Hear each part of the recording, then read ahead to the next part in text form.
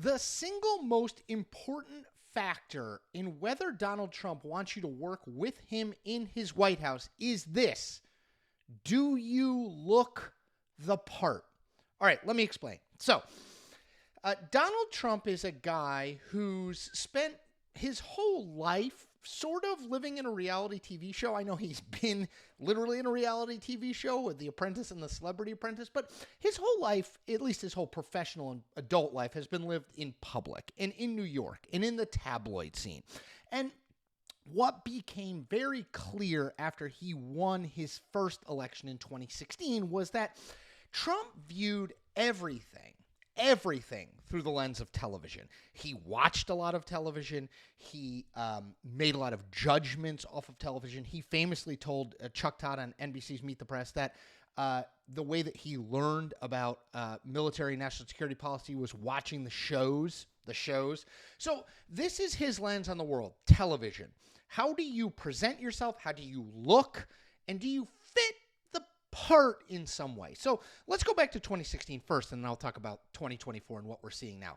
So if you remember, after Trump got elected, the big thing was that all the people who he was considering to be in his cabinet would come to Trump Tower in New York. They would walk through the lobby. He would often greet them. They'd do sort of a runway, for lack of a better word. And then they'd go up, they'd talk, and then the person would talk to the media and leave. And it really did have a reality TV feel to it, right? And I think that was purposeful on Trump's part. I think he wanted to see how the person handled the spotlight, how the person looked on camera. Did the person have poise? And was the person good looking? And, did the person fit the role that he wanted? So I think that was all purposeful. And we saw again and again with the picks he made back in 2016, that kind of his words are central casting vibe was really, really important. A couple examples. Rex Tillerson, who was the head of ExxonMobil, who Trump chose as his first Secretary of State. That didn't really work out, but he chose him as his first Secretary of State. Tillerson's appeal to Trump, and Trump said this, maybe not these exact words, but Trump said a lot of this, was that Tillerson was a big, imposing guy with silver gray hair who looked, in Trump's mind, like a diplomat, like someone who could represent the U.S. on the world stage. And I think that's a big part of why he picked him. Jim Mattis, Trump's first Secretary of Defense. Trump made no secret about his love for sort of Mattis's reputation and his nickname Mad Dog. I think Trump was drawn to all that, the sort of the brush haircut, the uniform, the medals, the curt sort of no-nonsense manner. Same thing with John Kelly, who was Trump's first Department of Homeland Security secretary and then wound up being his chief of staff. Now, both Mattis and Kelly, by the way, have turned on Trump, but that's a sidebar. How you look, and I don't just mean being good looking, though that does not hurt, to be totally clear, but how you look.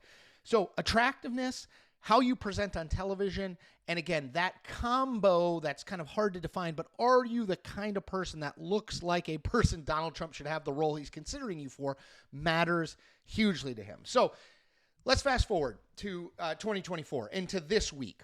And we got some news, two pieces of news that made me think of this and made me want to do a video on it. So the first was that Trump had chosen Pete Hegseth as his Secretary of Defense nominee. Now, Hegseth is a guy who served in the military, decorated, resume, Princeton, Harvard, Yale. I mean, very impressive resume. Obviously a very bright guy.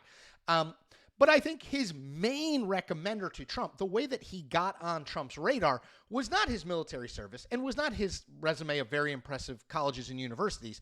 It was the fact that Hegseth is a Fox and Friends anchor. He is someone that is on the network Trump watches the most. He is someone who talked about military issues lots of times on said network.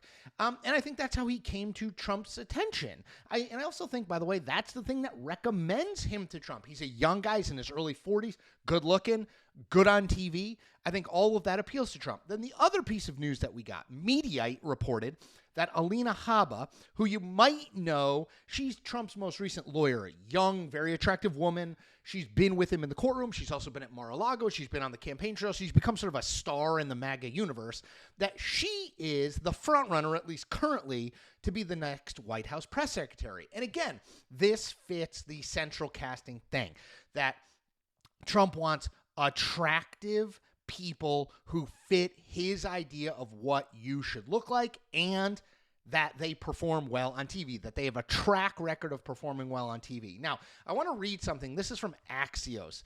And I thought this is about how Trump has set up his operation down at Mar-a-Lago as he makes all these staffing and personnel decisions. Let me read from it.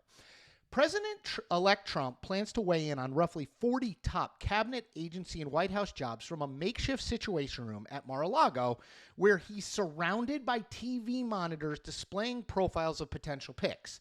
The interactive array lets aides instantly summon a multimedia menu covering whatever position or person he wants to consider next, transition sources tell us. Each digital dossier includes tightly edited clips of a prospect's TV appearances, so Trump can get a sense of how effective they'd be in delivering his message.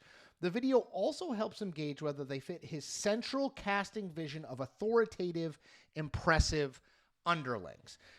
That's it, right? I mean, that's the room with all the monitors in it in 2024 is the Trump Tower walk of 2016. So I would expect going forward Trump to, what is primary in his mind is, are you good? Do you look the part? And are you good on television at selling what he wants sold? And he believes when it comes to being good on television, it's charismatic, it's younger rather than older, and it's good looking rather than less good looking. You don't have to have all of those things, but those things all recommend you to Donald Trump. We've seen it over and over and over again. Now, is this just a criticism of him?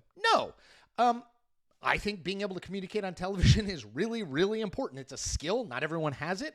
I think it does still matter. I know cable certainly is dying off, but it still matters. So yes, of course you want people who look the part.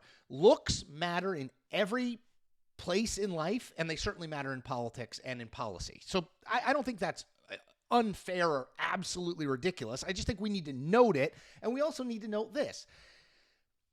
Donald Trump's emphasis on central casting and do they look the part and looks in general and TV performance is different. While that's always a calculation for any politician as they fill out their staff, it's usually not the top thing that matters the most to them, more than resume, more than experience, more than sort of recommendations from other people in the field. And for Trump, I really do think it's the most important thing.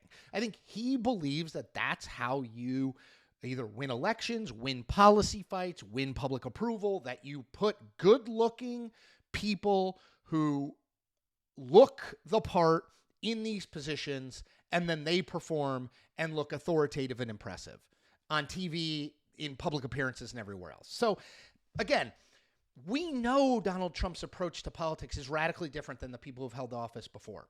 I mean, that's not new. This is one of those ways in which that radical approach manifests itself. And one of the things I'm dedicated to doing is documenting that. I'm not passing judgment on it, but I think it's important to note it and that it is different, because so many of the things he's going to do as president this second time are going to be different even from what he did the first time. And I'm here to document that, give you some context, explain it, and analyze it. 4 things to do. 1, subscribe to this channel. 2, like this video. 3, comment on this video. And 4, tell 10 friends about this video. We're growing towards 50,000 people. Thank you for all of your support. Let's keep going.